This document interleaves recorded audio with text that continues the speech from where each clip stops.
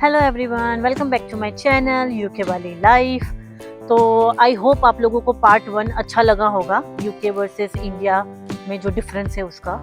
तो आज मैंने लेकर आई हूँ part 2 India versus UK lifestyle का। तो लेट्स गो, मैं आपको आगे के पॉइंट्स बता देती हूँ।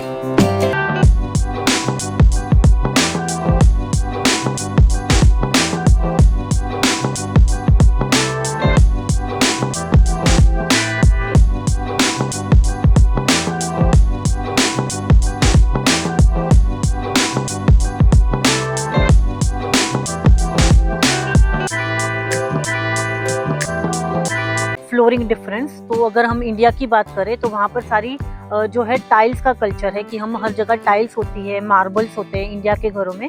लेकिन यहाँ यूके के घरों में जो है हर जगह पर कारपेट होते हैं, क्योंकि यहाँ पर ठंड ज़्यादा होती है, इसलिए यहाँ का कंसेप्ट है कि हीटर चालू रखना पड़ता है। तो अगर फ्लोरिंग में कारपेट होता है तो घर में थोड़ा गर्म रहता है, वो हीटिंग प्रॉपरली होती है। और अभी जो न्यूली बिल्ड घर है वहाँ पर तो पूरा कॉन्सेप्ट ही अलग है। अभी वहाँ पर फ्लोर हीटिंग आ गया है, न्यूली अपडेट आ गया है कि ऑलरेडी फ्लोर है, वहाँ से ही सब हीटिंग हो जाता है। जैसे पहले सेंट्रल हीटिंग था, तो अभी सेंट्रल हीटिंग, फ्लोर हीटिंग, तो ये अपडेट हो गया अभी यूके की लाइफस्टाइल में। Now next one is gas and induction. अगर हम इंडिया की बात कर ले पहले, तो इंडिया में हर जगह पर गैस होता है, हर घर में गैस होता है। लेकिन अगर हम यूके की बात करें तो यूके में सारे जगह इंडक्शन होता है। गैस बहुत रेयरली आपको कोई घर में दिखाया जाएगा, जो बहुत ओल्ड कंस्ट्रक्शन है कोई घर का, तो वहाँ पर गैस था। बाकी हर जगह पर आपको इंडक्शन ही मिलेगा, just because of I think safety, तो इसलिए इंडक्शन ही होता है। तो अगर आप यूके में रहते हो तो आपके लिए और एक खर्चा है जो एक्स्ट्रा है, कि जैसे टीवी लाइसेंस की हम बात कर ले। इंडिया में हमें टीवी लाइसेंस नहीं लेना पड़ता है, लेकिन यहाँ पर ये चीज़ मस्ट है। अगर आप टीवी यूज़ कर रहे हो तो आपको टीवी लाइसेंस लेना ही पड़ेगा, तो ये एक एक्स्ट्रा खर्चा होता है। जैसे इंडिया में हम सेटअप बॉक्स या वो टाटा स्काई यूज़ करते हैं, वो बात पूरी अलग हो जाती है। लेकिन ये जो टीवी लाइसेंस है, जैसे हम अगर मैं आपको एग्जांपल दूँ तो कार का जैसे हम इंश्योरेंस लेते हैं अलग से, उसका पे करना पड़ता है, तो बिल्कुल वैसे ही यहाँ पर टीवी के लाइसेंस के लिए भी हमें पे करना होता है। बाकी ये जो सारा अलग से है वो अलग पे करना पड़ता है, लेकिन टीवी लाइसेंस का अलग से पे करना है। और अगर आप ऑफलाइन कुछ देख रहे हो, यूट्यूब है अपना वाईफाई कनेक्ट करके, तो उसके लिए आपको पे करने की ज़रूरत नहीं है। लेकिन अगर आप ऑनलाइन कुछ देख रहे हो, जैसे लाइव मैच है, जो भी चीज़ लाइव होती है टीवी पर, तो ये लाइसेंस उसके लिए होता है, उसके लिए आपको पे करना होता है। सो नेक्स्ट वन इज कपड़ों की बात कर लेते हैं, फैशन की या कपड़ों की। तो जैसे इंडिया में अगर हाँ देखोगे तो सब लोग बहुत कलरफुल कपड़े पहनते हैं, ट्रेडिशनल, जैसे रेड हो गया, येलो हो गया, ग्रीन हो गया, तो वो सब वहाँ पर हम फेस्टिवल वाइज, फंक्शन वाइज सब पहनते हैं। लेकिन उसका बिल्कुल अपोजिट है यहाँ यूके में। यहाँ पर आपको पूरी कलरलेस लाइफ दिखने मिलेगी। जैसे इंडिया में कलरफुल लाइफ है, तो यहाँ पर कलरलेस लाइफ है। यहाँ पर आपको मोस्टली 4 ही कलर दिखेंगे, ब्लैक, वाइट, ग्रे और नेवी ब्लू। आपको मोस्टली ये डार्क कलर, इंग्लिश कलर ऐसे ही देखने मिलेंगे। तो ये भी आपको बहुत बड़ा डिफरेंस लगेगा। अगर आप मूव न्यूली होते हो इंडिया से यूके में, तो आपको ये बहुत देखने मिलेगा, क्योंकि वहाँ पर हमें सब कुछ कलरफुल देखने की आदत होती है, तो यहाँ पर ये नहीं। Next one is mattress. तो इंडिया में जैसे हमारे रुई के गद्दे होते हैं, रुई की मैट्रेस होती है सारी, रुई की फॉर्म की। तो अगर हम यूके की बात करें तो यहाँ पर आपको रुई के गद्दे जो होते हैं प्रॉपर, वो यहाँ पर देखने नहीं मिलेंगे।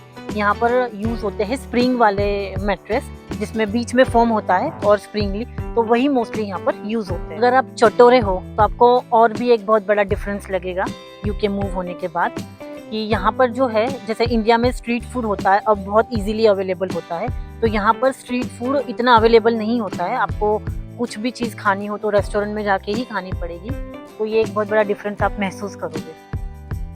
आप लोगों को ट्रैफिक का भी बहुत बड़ा मेजर डिफरेंस यहाँ पर लगेगा यूके में, क्योंकि इंडिया में तो हम थोड़ा रफली ड्राइव कर लेते हैं, इतना रूल्स फॉलो नहीं करते हैं, तो चल जाता है। लेकिन यहाँ पर ऐसा नहीं है, यहाँ पर बहुत ही सिस्टमेटिक और बहुत ही रूल्स रेगुलेशन के साथ गाड़ी ड्राइव करनी होती है, तो ये भी आप लोग बहुत बड़ा डिफरेंस आपको लगेगा।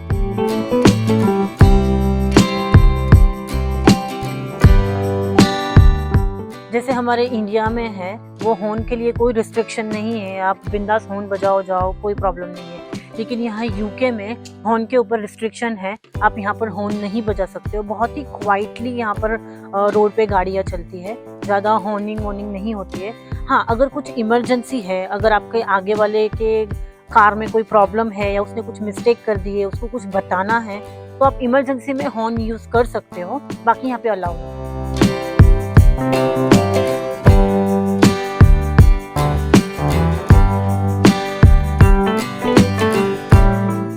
Moving to the next one is neighbourhood. India में जैसे हमारे नेबर के साथ बहुत अच्छे फैमिली जैसे रिलेशन होते हैं, इवनिंग में सब साथ में बैठते हैं, खाना बनाओ तो आ जाते हैं घर में, हमारा बहुत फ्रेंकली होता है इंडिया में मोस्टली। तो यहाँ पर यूके में ऐसा नहीं होता है, यहाँ पर बहुत प्राइवेट लाइफ होती है। नेबर बाजू में कौन रहता है वो भी हमें नहीं पता होता है। जैसे अभी समझो मैं यहाँ पर रह रही हूँ, मेरे बाजू वाले घर में कौन रहता है ये मुझे नहीं पता है। तो यहाँ पर सब लोग अपनी लाइफ बहुत ही प्राइवेट रखते हैं और सब लोग अपने अपने में ही खुश होते हैं। तो यहाँ पर थोड़ा नेबर का कल्चर जो है वो बहुत कम है यहाँ पर। तो यहाँ पर ना मोस्टली किसी को किसी से कुछ ज़्यादा लेना देना नहीं होता है। आप कब आते हो, कब जाते हो, क्या खाते हो, पीते हो, क्या पहनते हो, क्या कर रहे हो, किसी को कोई चीज़ से लेना देना नहीं होता है। बहुत प्राइवेट लाइफ होती है। तो इंडिया में जो है हम लोग जॉइंट फैमिली में रहते हैं, पेरेंट्स के साथ ही रहते हैं। हमारी शादी हो जाए, बच्चे हो जाए, तो जॉइंट फैमिली में ही हम लोग सब कंफर्टेबल होते हैं और हम लोगों को मज़ा भी आता है रहने में। और बच्चे बड़े हो जाए तब तक पेरेंट्स ही उनका ख्याल रखते हैं, उनकी टेक केयर लेते हैं।